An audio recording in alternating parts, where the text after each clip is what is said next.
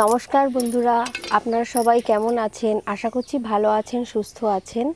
আমরাও সকলে ভালো আছি। শিখাই দীপায়ের আবারও একটি নতুন ব্লগে আপনাদেরকে স্বাগত জানাই। আমার হাতে এই যে আমি কেটে নিয়েছি অনেকগুলো ওলের ডগা। আমাদের বাড়িরই ওল গাছ, এই যে দেখুন কত সুন্দর হয়ে আছে। এখান থেকে অনেকগুলো খাওয়া হয়েছে, আর দুটো তিনটে ডগাই মানে বাকি আছে। এইগুলো থাক, নিচে অনেকটা ওল হয়েছে, 2-3 বছরের গাছ। তো এই ওলের ডগা আজকে আমি সুন্দর এত বড় বড় সাইজের বাজার থেকে আনা চাদা মাছের, আমরা চাদা মাছই বলি, চাদা মাছের ঝোল করব।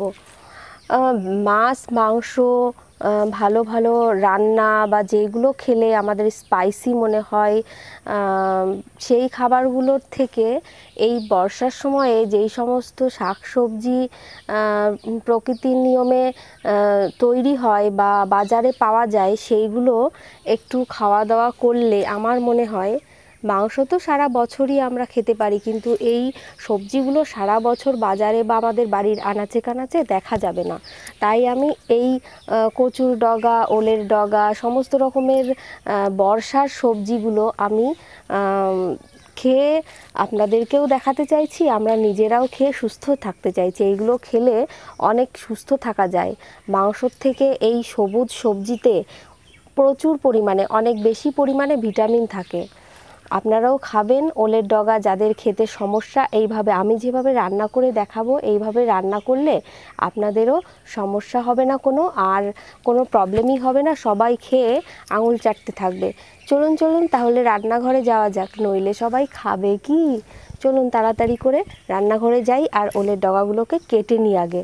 চলুন।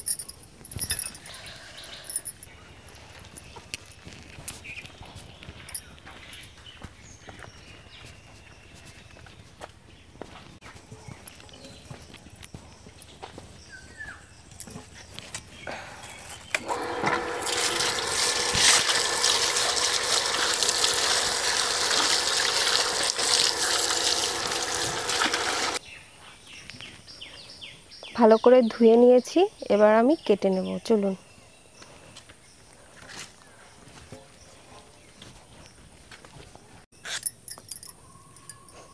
ওলের ডগাটাকে আমি কিন্তু ছুলবো না, এইভাবেই পিস পিস করে এই যে এইভাবেই রেখে দেব। উপরে একটা খোসা আছে, খোসাটা কিন্তু ছুলবো না। না ছুললেও কোনো অসুবিধা হবে না, ভালো স্বাদ হবে এতে আরও।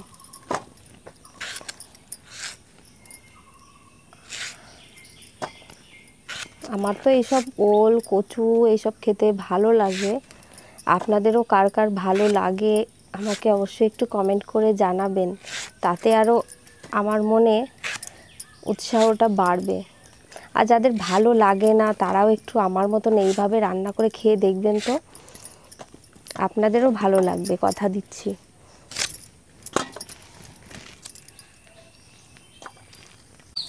এই যে আমি কেটে নিয়েছি ওলের ডগাগুলো, এই কটাই আমার লাগবে, আর লাগবে না। তো এখন চলে যাব সোজা উনুন পাড়ে। চলুন তাহলে উনুন পাড়ের দিকে যাওয়া যাক।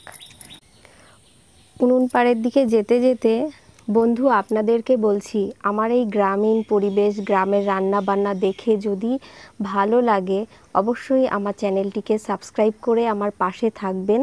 আমার সঙ্গে এরকম সুন্দর সুন্দর গ্রামীণ পরিবেশ, গ্রামের পরিবেশের রান্না বান্নাও দেখতে থাকবেন। চলুন রান্নাঘরে।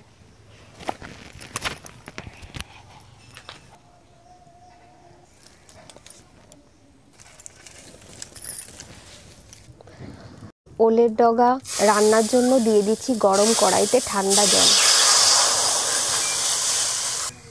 একটু লবণ দিয়ে দিচ্ছি। জলটা ফুটে এসেছে, হালকা হলুদ গুঁড়ো দিয়ে দিচ্ছি। ওই জলের মধ্যে দিয়ে দিচ্ছি বেশ কয়েকটা কাঁচা লঙ্কা চেরা। জলটা দেখুন খুব সুন্দর জাল হয়ে ফুটে গেছে। এবার আমি ওলের ডগাগুলো দিয়ে দিচ্ছি।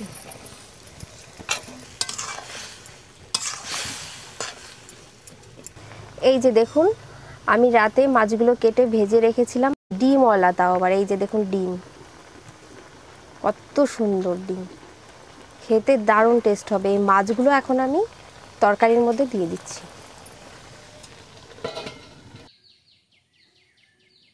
আমারও পরানো যাহা চায় তুমি তাই, তুমি তাই গো, আমারও পরানো যাহা চায়।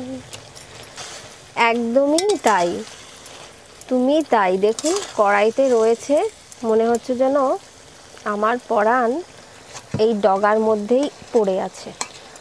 এবার আমি তরকারিটাকে সোমবারা দিয়ে নেব। গলে গেছে ডগাগুলো ভালোভাবে। সর্ষের তেল দিয়ে দিচ্ছি সোমবারার জন্য। গ্রামের শাকসবজি রান্নায় আমার রাঁধুনি ফোড়নটাই বেস্ট লাগে, তাই দিয়ে দিচ্ছি রাঁধুনি ফোড়ন।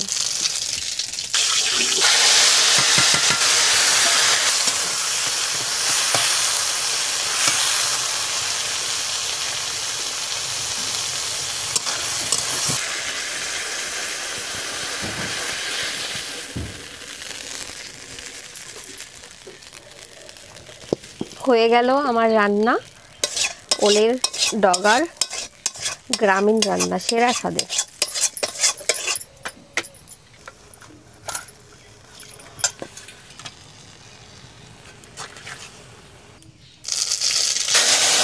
আমি কিন্তু আরেকটা গ্রামীণ রান্নাও রান্না করে ফেললাম। এই যে দেখুন, কুলেখাড়া শাকের সঙ্গে সবাই তো পরিচিত। কুলেখাড়ার একটা সুন্দর মাছের মুড়ো দিয়ে রান্না। কুলেখাড়া শাক কিন্তু কুটকার হচ্ছে রক্তে ভরা। যে খাবে কুলেখাড়া তার শরীরে আর কোনো সমস্যা, ব্যথা, বিষ কিছুই থাকবে না। আমরা তো খাই, আপনারাও খাবেন। দেখুন কত সুন্দর একটা কুলেখাড়া শাকের ঝোল রান্না করলাম। আপনারা যদি দেখতে চান এই পুরো রান্নাটা, তাহলে অবশ্যই আমাকে কমেন্ট করে জানাবেন। আমি অন্য একদিন কুলেখাড়া শাক মাঠ থেকে তুলে এনে আপনাদের সামনে রান্না করে দেখাবো। আমার সকাল সকাল তো রান্না বান্না কমপ্লিট হয়ে গেল। ওল ডাঁটার তরকারিটা দেখুন কত সুন্দর হয়েছে, কিন্তু এখন আমার খাওয়ার একদমই সময় নেই, কারণ বাইরে ভীষণ মেঘ করেছে, জামা কাপড় সব ছড়িয়ে ছিটিয়ে আছে। আর আমাদের হাঁস মুরগিগুলোও কিন্তু শিয়ালে নিয়ে যাওয়ার ভয় আছে। সকাল সকাল ওরা চলে গেছে, মানে বাইরে পালিয়ে গেছে ঘর থেকে। ঘরের দরজাটা খুলতে না খুলতেই ওরা পালিয়ে গেছে। ওদেরকে একটু দেখাশোনা করতে হবে, তার জন্য আমি এখন একদমই খাওয়ার আমার সময় পাচ্ছি না। আজকের ভিডিওটা তাই এখানেই শেষ করছি। আমার ভিডিওটি দেখে যদি আপনাদের ভালো লেগে থাকে, তাহলে অবশ্যই কিন্তু আমার চ্যানেলটিকে সাবস্ক্রাইব করে পাশে থাকা বেল আইকনটি প্রেস করে দেবেন, তাতে সবার আগে আমার ভিডিওটি আপনারা দেখতে পাবেন।